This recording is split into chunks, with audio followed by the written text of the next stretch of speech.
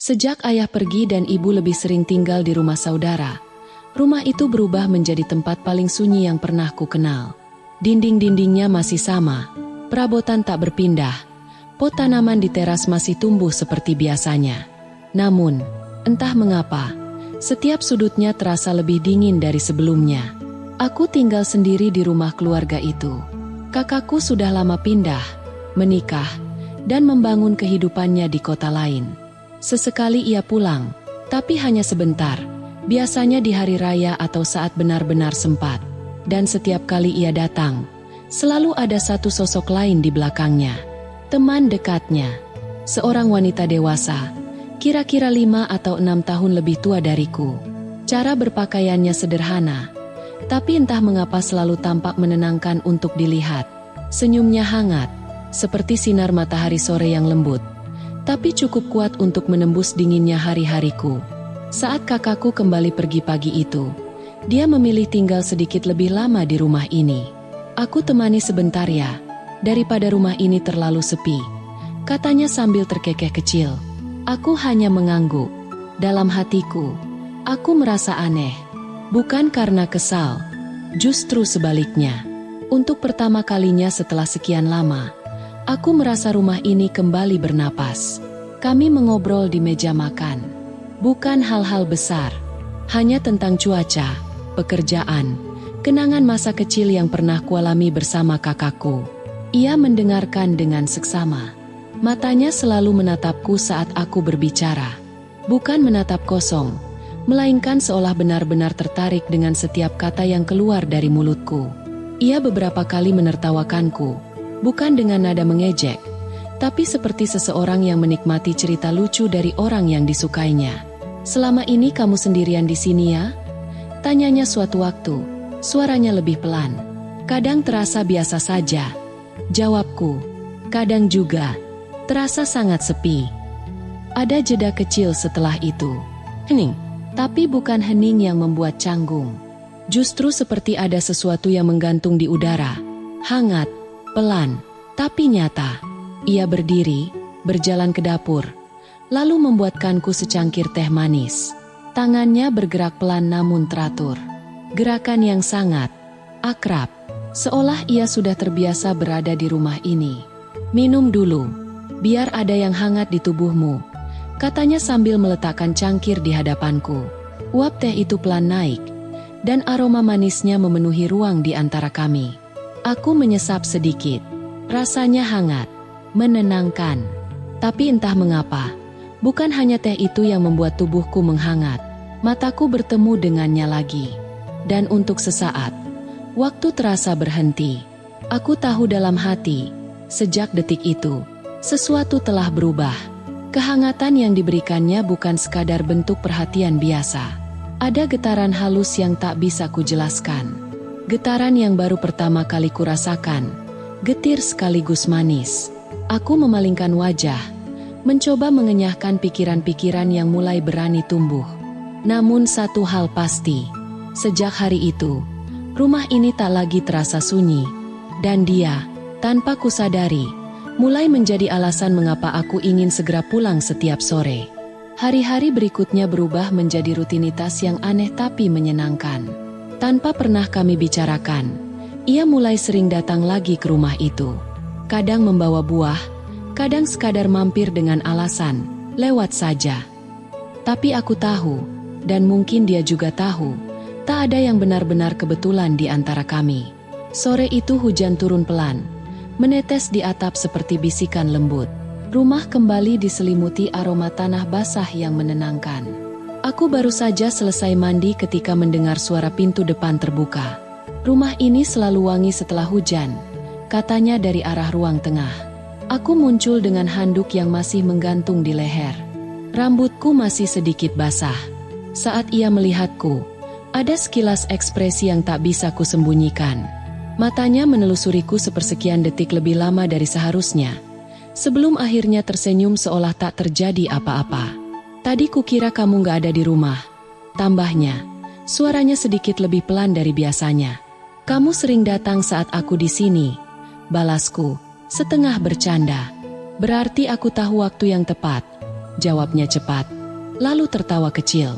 Ada sesuatu dalam cara tawanya. Tidak lagi seperti tawa biasa. Ada nada manja di sana. Dan anehnya, itu membuat dadaku terasa sedikit lebih hangat. Kami duduk di sofa. Jarak kami tak sejauh biasanya. Hanya selebar satu bantal kecil. Tangannya menyentuh punggung tanganku tanpa sengaja saat ia mengambil remote. Tapi sentuhan itu cukup membuat napasku sedikit lebih berat. Maaf, katanya cepat. Tapi tak langsung menjauhkan tangannya. Tidak apa-apa, jawabku pelan. Dan kami sama-sama terdiam. Televisi menyala. Tapi aku tak tahu apa yang sedang tayang. Perhatianku hanya tertuju pada jarak yang begitu tipis di antara kami. Aku bisa mencium aroma parfumnya yang lembut, bercampur wangi sabun yang menempel di kulitnya. Kamu pernah merasa terlalu nyaman dengan seseorang? Tanyanya tiba-tiba. Aku menoleh, dan wajah kami kini jauh lebih dekat dari yang kusadari. Sering, jawabku, tapi kali ini rasanya berbeda. Dia tersenyum tipis, lebih pelan dari biasanya. Berbeda bagaimana? Tanyanya lagi. Seperti, aku tahu aku seharusnya menjaga jarak, tapi justru ingin lebih dekat. Jantungku berdetak lebih cepat setelah mengatakan itu. Aku menunggu reaksinya, menunggu apakah dia akan menjauh, atau justru sebaliknya. Namun yang terjadi, ia tidak bergerak sama sekali. Matanya tetap menatapku. Dalam, tenang, penuh makna. Kadang, katanya perlahan, jarak hanya ada di kepala kita. Lalu ia berdiri perlahan, berjalan ke dapur. Aku mengikuti dari belakang. Saat aku berdiri terlalu dekat tanpa sengaja, tangannya kembali menyentuh lenganku. Bukan sentuhan biasa. Lebih lama, lebih sadar. Kami bertatapan lagi. Kali ini lebih lama. Tak ada yang berkata apapun. Tapi udara di antara kami terasa semakin panas, semakin penuh oleh sesuatu yang tak bernama. Dan di dalam diriku, untuk pertama kalinya, muncul pikiran yang tidak berani kuakui dengan suara keras. Mungkin aku tidak hanya menyukai kehadirannya. Mungkin aku sudah menginginkannya. Pikiran itu berputar-putar di kepalaku bahkan setelah ia pulang sore itu. Dan yang membuat semuanya semakin rumit, aku tidak merasa ingin menghentikannya. Justru sebaliknya, ada bagian dalam diriku yang merasa hidup kembali. Seperti ada sesuatu yang lama tertidur, kini mulai terbangun oleh kehadirannya. Malam itu aku hampir tak bisa tidur. Bukan karena lelah, tapi karena bayangan senyumnya, tatapannya, dan caranya menyentuh lenganku dengan sengaja atau tidak, terus muncul di pikiranku. Keesokan harinya, aku berusaha bersikap normal. Menata rumah, menyapu teras, mencoba sibuk agar tak terlalu memikirkannya. Tapi menjelang petang, suara pintu depan kembali terdengar. Jantungku langsung berdetak lebih cepat. Aku bawa makanan. Kok kamu gak jawab pesan tadi?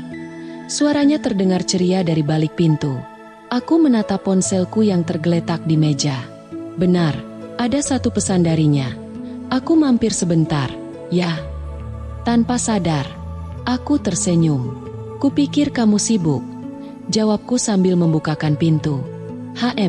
Kalau soal kamu, aku jarang sibuk, katanya ringan. Tapi cukup membuat pikiranku bergetar. Ia masuk ke dalam. Kali ini tidak langsung duduk. Ia berjalan pelan di sekitar ruang tamu, memperhatikan foto-foto lama di dinding. Salah satu foto saat aku masih kecil, berpose di samping kakakku.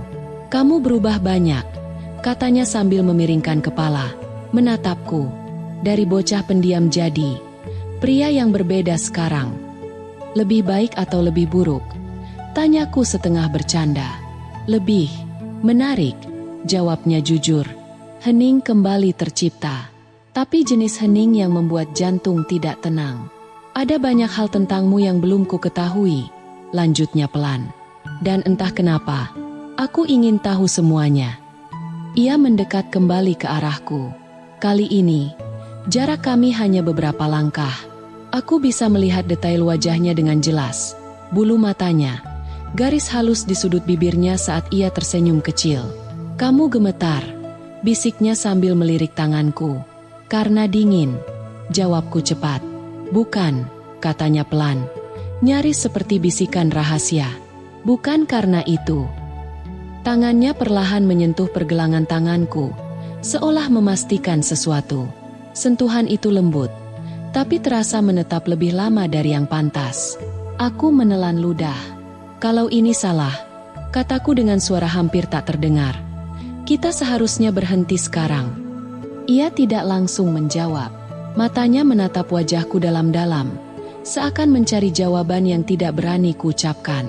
Kalau kamu benar-benar ingin aku berhenti, katanya lembut, lepaskan tanganku. Aku baru sadar, justru akulah yang tanpa sadar sudah menggenggamnya lebih dulu. Dan aku tidak melepaskannya. Napas kami saling bercampur. Jarak wajah kami semakin dekat. Tidak ada ciuman, tidak ada sentuhan lebih jauh dari itu.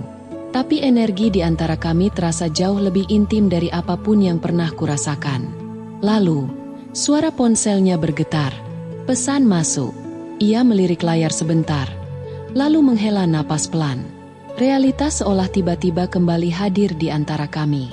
Sepertinya aku harus pergi dulu, katanya pelan. Jemarinya masih berada di tanganku. Tapi percakapan ini belum selesai. Ia melepaskan genggamannya perlahan. Matanya masih mengunci tatapanku. Dan mulai sekarang, lanjutnya sebelum berbalik, aku ingin kamu jujur pada satu hal saja. Apa? Tanyaku. Apakah perasaanmu barusan hanya karena kesepian? Ia tersenyum tipis. Atau karena kamu memang menginginkanku? Dan sebelum aku sempat menjawab, ia sudah melangkah keluar meninggalkanku di tengah ruang tamu, dengan jantung yang berdetak tak karuan, dan satu pertanyaan yang tak bisa lagi kuhindari.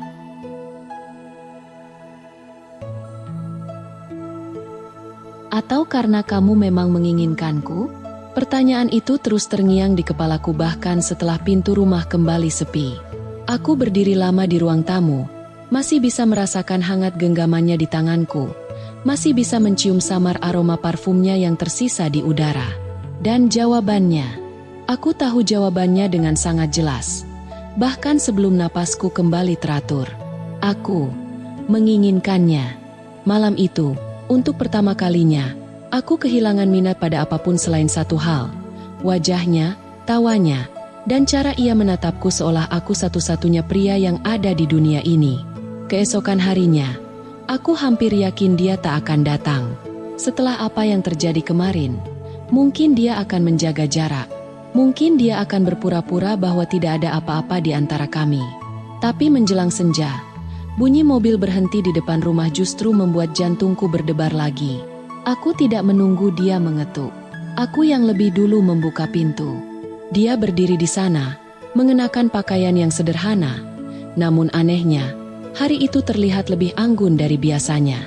Rambutnya terurai, tertiup sedikit oleh angin sore. Kamu membukakan pintu. Cepat sekali, katanya sambil tersenyum. Seperti sudah tahu kamu akan datang. Jawabku jujur. Ia menatapku beberapa detik lebih lama. Berarti jawabannya bukan karena kesepian semata. Ya, aku tidak langsung menjawab. Aku hanya mempersilakannya masuk. Tapi kali ini, tidak ada basa-basi. Tidak ada jarak. Sejak awal, udara di antara kami sudah penuh dengan sesuatu yang berbeda. Kami berdiri di ruang tamu, saling berhadapan. Tidak ada televisi menyala.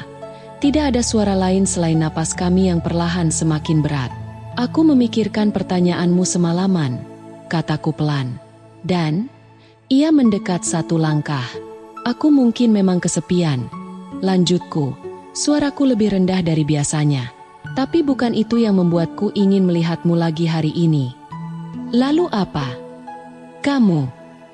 Satu kata itu keluar begitu saja, jujur, polos, tanpa rencana. Dan untuk pertama kalinya, ekspresinya berubah serius. Tidak ada lagi senyum main-main di sana.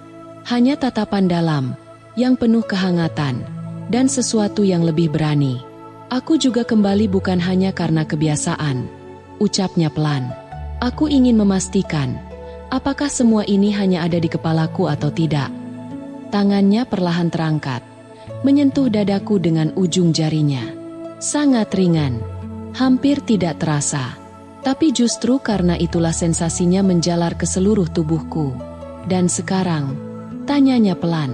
Sekarang aku tahu, itu nyata. Jarak kami semakin tipis. Aku bisa melihat matanya berkilau. Bibirnya sedikit terbuka setiap kali ia menghirup napas. Tak ada satupun di antara kami yang berusaha menjauh. Tanganku kini berada di pinggangnya, ragu di awal, tapi dia tidak menghentikanku. Bahkan, ia justru lebih mendekat, membuat jantungku berdetak semakin liar. Kalau kita melanjutkan ini, katanya dengan nada hampir seperti bisikan, kita tidak bisa berpura-pura biasa lagi. Aku tidak ingin berpura-pura, jawabku. Kami tidak berciuman, tidak berbuat apa-apa yang melampaui batas. Tapi posisi kami, napas kami, cara kami saling menatap, sudah cukup membuat dunia di luar menghilang. Beberapa detik yang terasa seperti keabadian. Lalu, ia tersenyum lagi, senyum yang berbeda dari sebelumnya. Lebih hangat, lebih intim. Baik, katanya pelan sambil menarik sedikit jarak. Kalau begitu, kita buat satu kesepakatan. Apa itu? Kita jujur pada perasaan masing-masing, tapi kita juga tidak boleh gegabah. Ia meluruskan pakaiannya perlahan, lalu mengambil tasnya. Besok malam, lanjutnya sambil berjalan menuju pintu. Aku ingin kamu menemuiku di sini lagi, tapi kali ini, bukan sebagai teman kakakmu. Ia menoleh sebentar sebelum pergi, sebagai seseorang yang ingin mengenalku, lebih dari seharusnya. Pintu itu tertutup pelan di belakangnya, dan aku tahu, mulai detik itu, tujuanku sudah terbentuk dengan jelas. Aku ingin dia, bukan sekadar kehangatan, tapi sesuatu yang lebih dalam. Sesuatu yang berbahaya, namun terlalu manis untuk ditolak. Dia masih bisa merasakannya bahkan setelah aku berlalu di ambang pintu. Senyum itu seperti gema yang tertinggal di udara, mengisi ruangan dengan sesuatu yang belum pernah ia beri nama, namun terasa nyata dan menggelisahkan. Hari itu berjalan lebih lambat dari biasanya. Setiap jam seakan melewati kepala dengan wajah dia di dalamnya. Setiap detail kecil kembali terputar di pikirannya. Cara dia menatap, caranya bicara pelan tapi penuh makna, cara kehadirannya seolah menawarkan kehangatan yang selama ini tak pernah dia sadari ia rindukan. Sore menjelang ketika dia kembali muncul di ruang tamu, membawa 2 cangkir teh hangat. Sepertinya kamu kelelahan, ucapnya lembut, menyerahkan 1 cangkir padanya. Aku buatkan ini, mungkin bisa sedikit menenangkan. Dia menerimanya perlahan, jari mereka nyaris bersentuhan. Detik singkat itu terasa lebih lama dari seharusnya. Jantungnya berdetak lebih cepat, namun ia tidak menarik tangannya. Terima kasih, jawab dia pelan. Mereka duduk berdampingan, tidak ada yang berbicara selama beberapa saat. Tapi justru dalam diam itu, ada gelombang perasaan yang jauh lebih berisik daripada 1000 kata. Bahu mereka hampir bersentuhan. Aku tidak mendekat, tapi juga tidak menjauh. Kadang, aku memecah keheningan. Kita hanya ingin merasa dimengerti, tanpa harus menjelaskan apapun. Dia menoleh pelan ke arahnya. Tatapan mereka saling bertaut. Tidak ada niat buruk di sana. Hanya 2 hati yang, entah bagaimana, mulai berdiri di tepi jurang yang sama. Apa itu yang kamu rasakan sekarang? Tanya dia lirih. Aku tersenyum tipis. Mungkin. Jawaban itu cukup membuat udara terasa lebih hangat. Malam turun perlahan. Lampu rumah redup, menciptakan bayang-bayang tipis di dinding. Mereka masih duduk bersebelahan. Tidak ada sentuhan yang melanggar batas. Namun jarak di antara mereka sudah hampir lenyap. Bukan karena tubuh yang mendekat, melainkan karena perasaan. Dan di dalam hati dia, sebuah keputusan mulai terbentuk. Ia tahu ini berbahaya. Tapi untuk pertama kalinya setelah sekian lama, ia merasa hidup. Perasaan itu seperti api kecil yang menyala di dada dia. Hangat, terang, dan sekaligus menakutkan.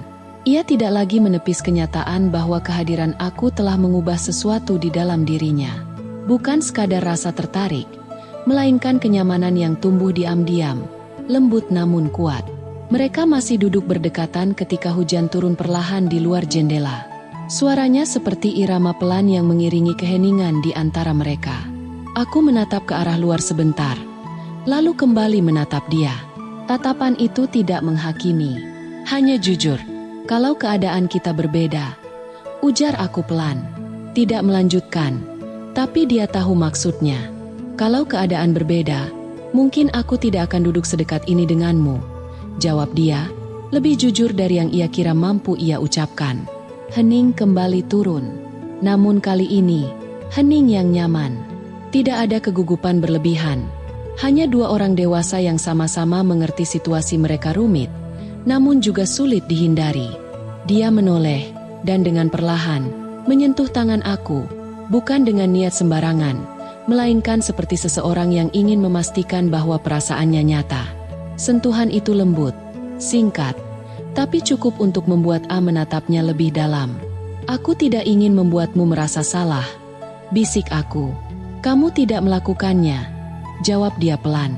Perasaan ini datang, bukan karena kamu memaksaku. Untuk beberapa detik, dunia seperti berhenti. Tidak ada suara selain hujan dan napas mereka yang pelan. Lalu dengan keberanian yang akhirnya ia miliki, dia mendekatkan wajahnya sedikit. Tidak ada yang berlebihan, tidak ada yang kasar, hanya sebuah momen tenang, hangat, dan penuh makna. Dahi mereka hampir bersentuhan. Dan di saat itu, senyum tipis muncul di wajah aku.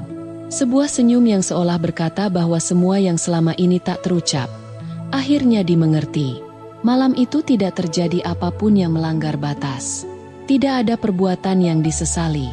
Yang ada hanyalah pengakuan tak bersuara bahwa perasaan itu saling berbalas. Dan untuk pertama kalinya, bukan hanya dia yang merasa hidup, aku pun merasakan kehangatan yang sama. Mereka telah sampai pada puncak perasaan, bukan lewat tindakan, melainkan lewat keberanian untuk jujur pada hati masing-masing. Dan justru keberanian itulah yang kini membuat semuanya terasa lebih berat sekaligus lebih jelas bagi dia. Pagi datang dengan cahaya yang lembut menembus celah tirai. Untuk pertama kalinya, aku tidak langsung bangkit dari tempat tidur. Ia terdiam, menatap langit-langit, memutar ulang kejadian semalam, bukan sebagai fantasi, tapi sebagai kenyataan yang sudah tidak bisa diabaikan lagi. Perasaan itu nyata, tapi nyatanya, dunia tidak sesederhana perasaan. Di ruang makan, dia sudah sibuk kembali pada rutinitas seperti biasa. Tidak ada isyarat berlebihan, tidak ada sikap yang mencolok.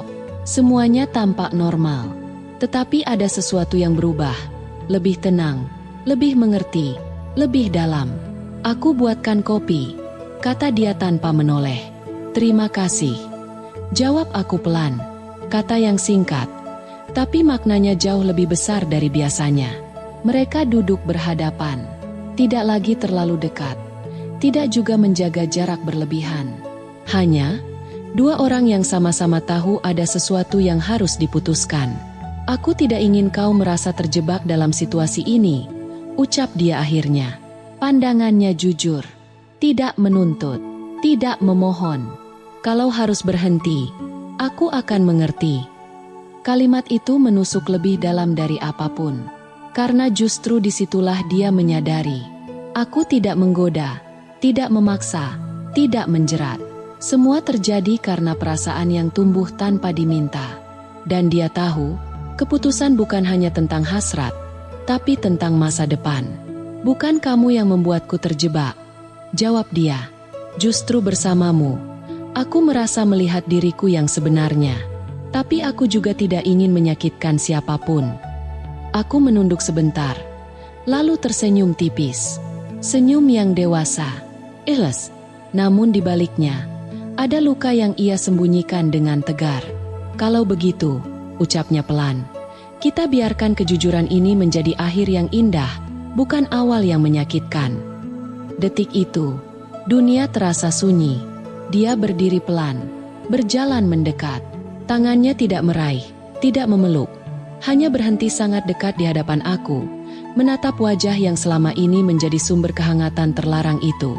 Kau terlalu berharga untuk hanya menjadi kesalahan dalam hidupku, katanya lembut. Dan terlalu penting untuk kuperlakukan sebagai rahasia. Aku menatapnya. Matanya berkaca-kaca. Namun senyumnya tetap indah. Lalu apa yang akan kau lakukan? Tanyanya. Dia menarik napas panjang. Satu-satunya cara yang benar. Ia berhenti sejenak. Adalah membuat semuanya benar sejak awal. Dan untuk pertama kalinya, aku tersenyum penuh. Bukan senyum menggoda.